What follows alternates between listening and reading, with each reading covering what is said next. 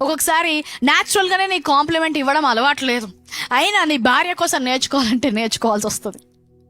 ఒక్కొక్క రోజు చూస్తావు సడన్గా ఈమె రైట్ లెఫ్ట్ రైట్ తిరుగుతూ ఉంటుంది నీ ముందు. ఏం తిరుగుతుంది? నీ కళ్ళకు నార్మల్గా చూడడం అలవాట్లేదు, కొత్త చీర కట్టుకుందనేది నీకు కనబడట్లేదు అక్కడ. ఈమెనేమో నువ్వు చూస్తావేమో, ఆ చీరను చూసి ఏమని చెప్తావేమో అని ఈమె తిరుగుతూ ఉంటుంది.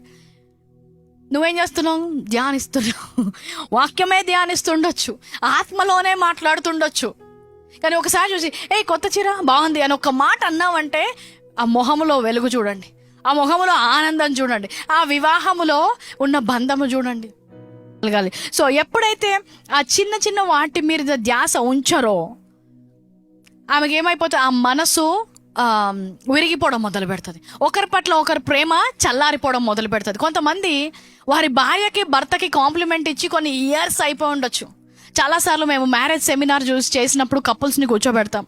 ఒక సెషన్లో మీ భార్యని చూసి ఆమెకు ఏదైనా కాంప్లిమెంట్ ఇవ్వండి అంటాం. భర్త భార్య ఇద్దరు కూడా నోట్లోంచి మాటలు రావు, ఎందుకంటే ఎప్పుడు మేము ఒకరి నుంచి ఒకరు ఏమి కాంప్లిమెంట్ ఇచ్చుకోలేదు, పెళ్ళైనప్పటి నుంచి ఇచ్చుకోలేదు అంటారు కొంతమంది. సో ఏమైపోయింది, ఆ ఆప్యాయతతో మాట్లాడడం, ఆ అనురాగంలో మాట్లాడడం వారికి ఎప్పుడు అలవాటు లేదు.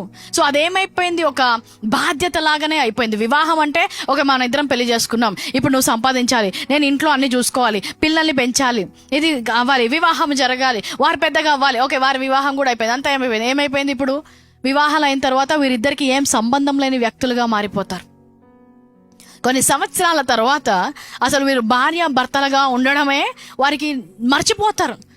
ఒక 30 years 40 years ఆఫ్ మ్యారేజ్, పిల్లలు అనేదే ఒక ఉద్దేశం పెట్టుకొని అక్కడ వరకు అది గోల్ అని వాళ్ళని పెళ్లి చేశారనుకోండి, వాళ్ళు పెళ్ళైన తర్వాత మీరిద్దరు ఏం చేస్తారు? ఆయన ఒక రూమ్లో ఈమె రూమ్. ఆ భార్య భర్తలు ఎప్పుడు కూడా వివాహంలో శ్రద్ధ చూపలేదు, ఆ ప్రేమలో వారు పెరగలేదు. మీకు తెలియకుండానే ఆ విత్తనాలు మీ యొక్క పిల్లల వివాహాల్లో కూడా వేశారు. మా మమ్మీ డాడీ ఎప్పుడు ఇంత ప్రేమగా మాట్లాడుకోవడం వాళ్ళు చూడలేదు. ఒకరిని ఒకరు గౌరవించి మాట్లాడడం, తండ్రిని ఘనపరిచి మాట్లాడడం, తల్లిని ప్రేమించడం వారు చూడలేదు. సో వారికి కూడా ఎప్పుడు నేర్పించలేదు. వారి జీవితంలో అదే రెప్లికేట్ అవుతుంటుంది, అది ఇంకా డబల్ అవుతుంది నెక్స్ట్ జనరేషన్లో. అందుకే వివాహాలు ఏమైపోతుంటాయి, కూలిపోతుంటాయి. ఆ చిన్న చిన్న విషయాల్లో ధ్యాస పెట్టడం.